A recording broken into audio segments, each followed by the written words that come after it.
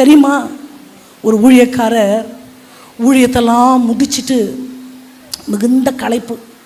அவங்க ஹாலில் தான் எல்லாரும் பெட்டு போட்டு படுப்பாங்க. சின்ன வீடு.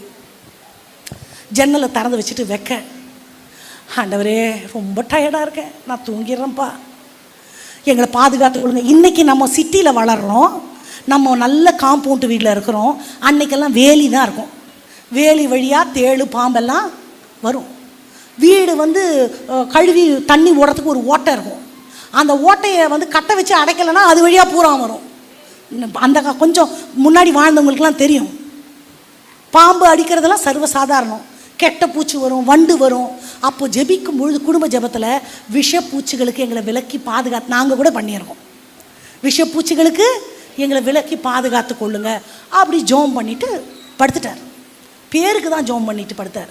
3 குழந்தைங்க அந்த பக்கம் அம்மா படுத்திருக்காங்க, கணவர் இந்த பக்கம் படுத்துட்டாரு. அயர்ந்து தூங்கிட்டாங்க. டமால்னு ஒரு சத்தம் கேட்டுச்சு.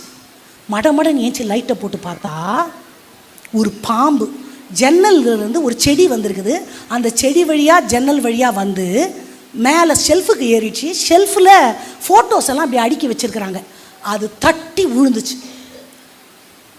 இவர் எந்திரிச்சு அந்த பாம்பு பார்த்து அடிச்சுட்டு ஜன்னலை சாத்திட்டு படுத்துட்டு யோசித்தாராம், விஷப்பூச்சிகளுக்கு என்னை நீங்களாக்குங்கன்னு போகிற போக்கில் பண்ண ஜெபம். என்ன ஜெபம்?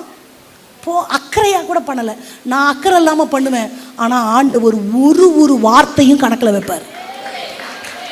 நான் வஸ்திரத்தின் ஓரத்தை தொடுவேன், ஆண்டவர் என்ன தொடு என்றாரு. உன்னை ஒருத்தன் தொட்டா என் கண்ணு மணியை தொட்டானுவார். உங்களோட ஜெபத்தோட பவர் என்னன்னு தெரியுமா? இனி ஜெபிக்காமல் இருக்கலாமா?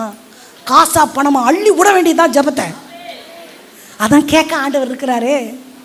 என் வார்த்தையை மற்றவங்க மதிக்காமல் இருக்கலாம், ஆண்டவர் மதிப்பார்.